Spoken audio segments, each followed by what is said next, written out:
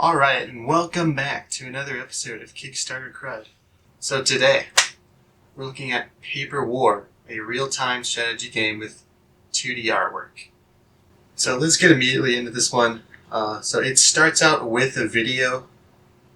So I'm just going to put this up on screen. As we can see, we've got about, a tenth of the goal? Something like that.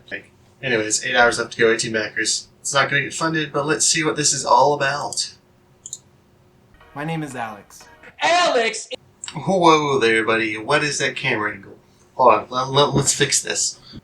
Alright, everyone, welcome to today's Kickstarter CRUD. I'm having some problems kind of holding this squat here. It's getting a little hard. We're going to continue talking like this and beg for money. Game, Paper War, and this is our office. Wait a second, that doesn't look like an office. Now, I know what you're thinking. That ain't an office. That's just a bedroom. Well, you're correct. Oh my gosh, guys, he knew what we were going to say. But we don't have money for a real office. So I say, gotta use what you have. Now, back to the project. Alright, it's been 33 seconds and we're just now talking about his project. Paper War is a simple, fast-paced, real-time strategy game where you, the player, will use a pencil to draw your kingdom, gather resources, and eventually erase your opponent off the map. We are hoping that the paper-drawn artwork and concept might bring a refreshing gameplay style to the real-time strategy genre. At the point of release, there will be 3 player factions: the humans, the orcs, and the undead, all drawn with the same art style. Hold up. Did y'all hear that?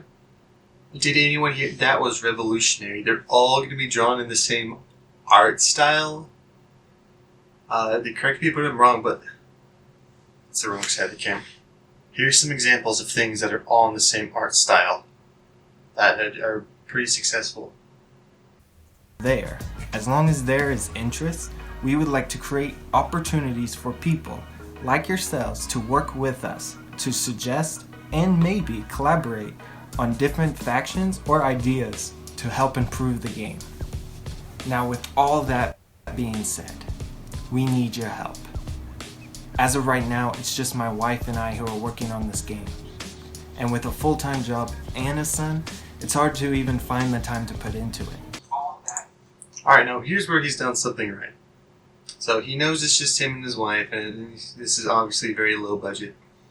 So he suggested that if there's interest, maybe there could be some collaboration. That probably wouldn't be paid or anything. But I think that's a very smart move on his own, because just 2 people working on a game is, that's a pretty time-consuming thing, even for something like this.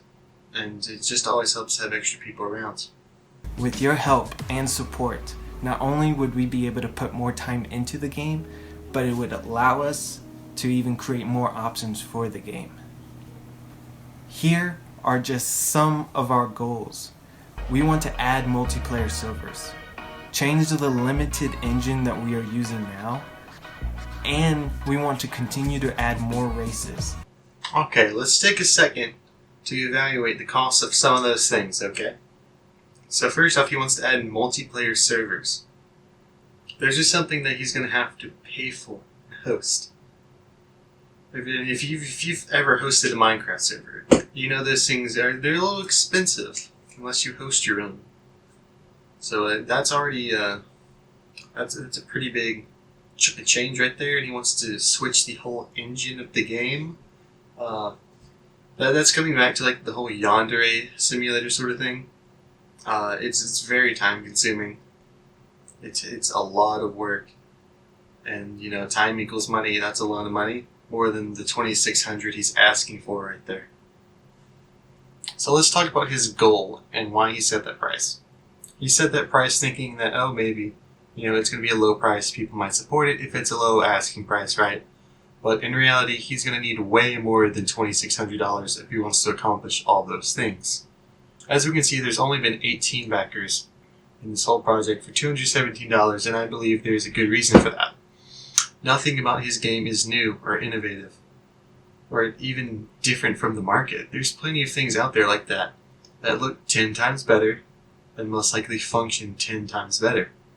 So why would anyone back this if he's not got anything fresh coming to the table? Let's take a little look at Alex's reward tiers right here, okay? So I believe he actually did a great thing with his reward tiers here. Look at this. You have the $5, the $20, the $100. But on all of these, you get a free copy of the game when it's released, which is great. He's done something that no one else seems to do on Kickstarter. And for that, I applaud him. So let's look at this. $5, you're the Swordman. $20, the Ranger. You get early access for beta testing. And credit, you get a special thanks, you know. That might be cool. No one reads those things. It's kind of a pointless reward tier they throw in there just to entice you. Then for the $100, you get an opportunity to submit ideas and new factions. So that doesn't guarantee you anything. It just gives you an opportunity. Maybe adds you to a Discord and you can give your ideas, but that doesn't guarantee anything. He doesn't have to listen to you or even read your message, just as long as you got the opportunity. So the things like that are kind of a bit of a scam. They're just thrown in there like, oh, you can type something to us. We may or may not read it, but you had the opportunity to do it. And so that's the big draw. In reality, it's nothing. It's totally, it has no monetary value. Don't pay for it. But, so we're going to take a look at the one comment that's not from the creator here, from Joseph. He says, it reminds me of how I spent my high school days bored in class with paper I just draw. Now, there's only one reason you're ever really drawing in class. It's because you're bored. You don't have anything else to do. You can't get your phone out. Let's take your phone and yell at you or something. So all you can do is just draw. So that pretty much sums this up. There's nothing that just draws you in about it. It's not shiny. It's not cool and new. It's some things that have been done. Maybe it's a little innovative, but it's not really shown that it is.